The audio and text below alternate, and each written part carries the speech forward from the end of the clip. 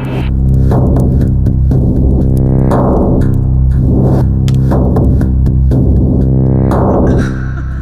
हो रहा है? मुझे बचाओ।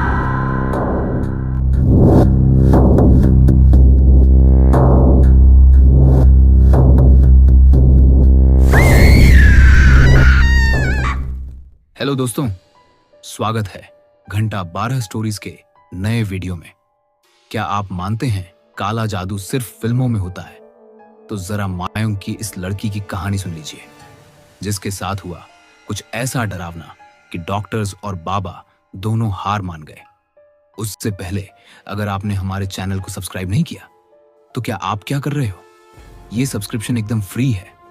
आपका एक सब्सक्राइब और वीडियो पे एक छोटा सा लाइक मुझे काफी मोटिवेट करता है।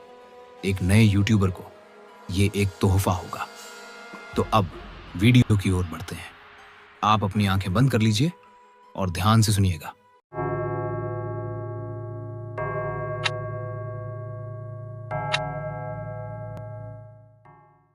असम में कामाख्या मंदिर के पास एक छोटा सा गांव है, मायोंग।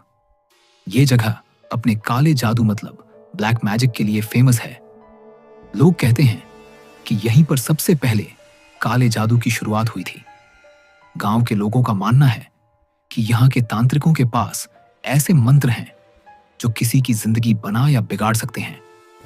नीतू 25 साल की ये लड़की दिल्ली की एक सॉफ्टवेयर कंपनी में काम करती थी, लेकिन आजकल वह बहुत परेशान थी। उसकी बेस्ट फ्रेंड प्रिया ने फोन पर कहा था, तू इतनी टेंशन क्यों ले रही है? कुछ दिन के लिए घूमने चली जा।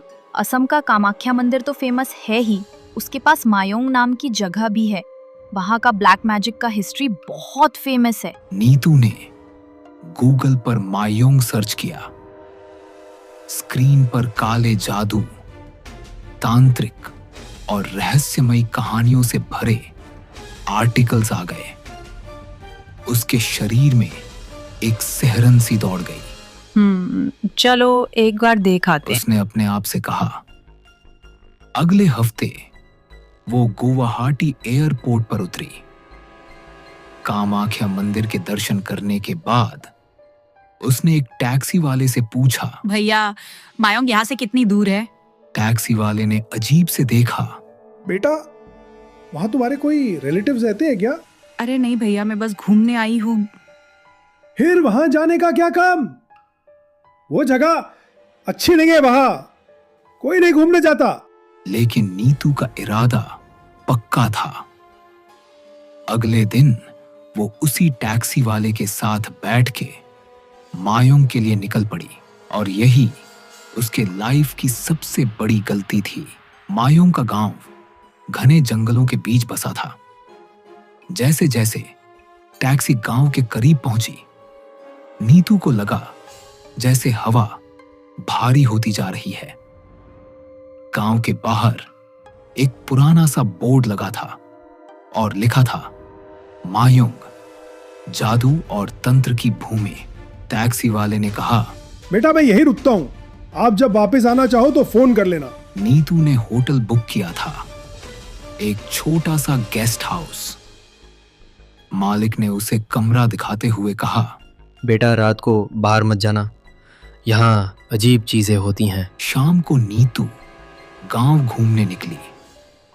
लोग उसे अजीब नजरों से देख रहे थे। एक दुकानदार ने उससे पूछा, तुम यहाँ क्यों आई हो? टूरिस्ट यहाँ कम ही आते हैं। अंकल मैं तो बस घूमने आई हूँ, यहाँ के बारे में सुना था तो सोची कि चलो घूम आते हैं। दुकानदार ने सिर हिलाया और बोला, यहाँ का ब्लैक मैजिक बहुत पावरफुल है, कोई गलत इरादा लेकर आया तो बुरा हो जाता है। उसी टाइम दुकान पे विक्रम भी आया।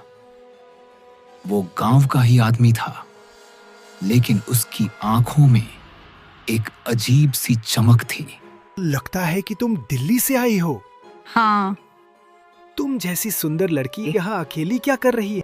विक्रम ने उसके चेहरे को घूरते हुए कहा। नीतू को उसका व्यवहार अजीब लगा। वह जल्दी से गेस्ट हाउस लौट आई। ये देख के विक्रम को गुस्सा आया कि वो लड़की मुझे बिना आंसर किए जा कैसे सकती है। उसका ईगो हर्ट हो गया। रात को जब वो सोने लगी तो उसे लगा जैसे कोई उसके कमरे के बाहर खड़ा है। दरवाजे की तरफ से खरोंचने की आवाज आई। नीतू ने लाइट जलाई, लेकिन बाहर कोई नहीं था। अगले दिन से नीतू को अजीब चीजें होने लगी। उसे लगता कि कोई उसका पीछा कर रहा है। रात के सपने में एक काली शक्ल उसके सामने आती और उसका गला दबाने लगती। कभी कभी उसके सपने में एक तांत्रिक मंत्र पढ़ रहा होता है और चारों तरफ आग जल रही होती है, और ठीक उसके पीछे उसी तांत्रिक कसर हवा में फ्लोट कर रहा होता है जो नीतू को कस के पकड़ कर रहे हुए था। नीतू हिल ही नहीं पा रही है, ना सपने में ना हकीकत में। और सबसे खतरनाक बात, उसका सपना टूट ही नहीं रहा होता, जैसे हो हकीकत में ही हो रहा है। उसके हाथ ब्लू होने लगे थे। बहुत मुश्किल से नीतू की आंख दोपहर के 12 बजे खुली। उसने अपने हाथों को देखा।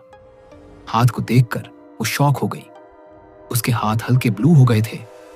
वो तुरंत भागकर मिरर में अपने आप को देखी तो खुद को देख के फिर शॉक हो गई। उसका फेस पे करीब 15 से 20 पिंपल्स रातों रात हो गए थे और चेहरा भी हल्का नीला पड़ गया था। शाम तक नीतू बीमार पड़ गई। डॉक्टर ने कहा, देखिए आपको कोई बीमारी तो नहीं है, बट हाँ आपका ब्लड प्रेशर लो है एंड आप कमज़ोर हो रही हैं। गेस्ट हाउस के मालिक ने कानाफूसी में कहा, बेटा, तुम पर किसी ने नजर डाल दी है। तुम्हें किसी बाबा के पास जाना चाहिए। नीतू पहले बाबा के पास गई। एक झोपड़ी में रहने वाला बूढ़ा आदमी जिसने उससे 10,000 रुपये लेकर एक ताबीज दिया। बाबा कहते, इसे पहनो, सब ठीक हो जाएगा। लेकिन कुछ नहीं हुआ। दूसरे बाबा ने 25,000 रुपये में एक हवन करवाया। तीसरे ने 50,000 में एक विशेष पूजा का दावा किया। हर बार नीतू को लगता कि शायद अब सब ठीक हो जाएगा, लेकिन उसकी हालत बिगड़ती गई। एक दिन नीतू ने गांव की एक बूढ़ी औरत से बात की। उस औरत ने कहा, बेटी, तुम पर विक्रम ने जादू करवाया है। वो तांत्रिक के पास गया था, तुम्हारी खूबसूरती से वो जलता था। नीतू को ये सुन के डर सा लगा। नीतू ने पूछा, क्या इसका कोई इलाज है? बूढ़ी औरत ने बताया, मायोंग का जादू बहुत पावरफुल होता है। जिस तांत्रिक ने यह जादू किया है वही इसे उतार सकता है, लेकिन वो तुम्हारी मदद नहीं करेगा। नीतू ये सब सुन के जितनी जल्दी हो पाया इस गांव से निकल के अगली ही फ्लाइट पकड़कर दिल्ली आ गई। 2 हफ्ते हो गए। नीतू दिल्ली में अपने घर में बैठी थी। उसके शरीर पर नीले निशान अभी भी हैं जो डॉक्टर समझ नहीं पा रहे। रातों को वो चीखते हुए जाग जाती है। उसके पास पैसे खत्म हो चुके हैं। अब उसका फोन बजता है। प्रिया का मैसेज आता है। यार, तू कहाँ थी? सब ठीक तो है ना? नीतू जवाब नहीं देती। वो जानती है कि अब कोई जवाब नहीं है। आज 7 महीने हो गए हैं। अभी वो उसके सपने में वही तांत्रिक आता है, उसी तरह से मंत्र पढ़ता है, उसके ऊपर काला जादू करता है, उसे धीरे धीरे अंदर से खाता जा रहा है। नीतू अब बहुत ज्यादा कमजोर हो चुकी है। उसके शरीर में मसल्स ही खत्म हो गए हैं। हड्डियां दिख रही हैं। उसकी बॉडी बूढ़ी हो गई है, जैसे 65 साल की हो। मायोंग का अंधेरा उसके साथ चल पड़ा है, और शायद हमेशा के लिए। और इस तरह मायोंग का अंधेरा उसके नाम को फुसफुसाता रहा, आज भी। लेकिन बताओ मेरे हिम्मती दोस्त, क्या तुम्हारी हिम्मत होगी उस जादुई जंगल में कदम रखने की? क्या तुम सुन पाओगे उन काली मंत्रों की आवाजें जो अब भी हवा में तैर रही हैं? कमेंट करके बताओ, क्या तुम मायोंग जाने की हिम्मत करोगे, या क्या यह अंधेरा पहले ही तुम्हारे सपनों में घुस चुका है? क्योंकि अगली डरावनी कहानी आने वाली है बहुत जल्द। लाइक, सब्सक्राइब करो और अपने आप को तैयार रखो।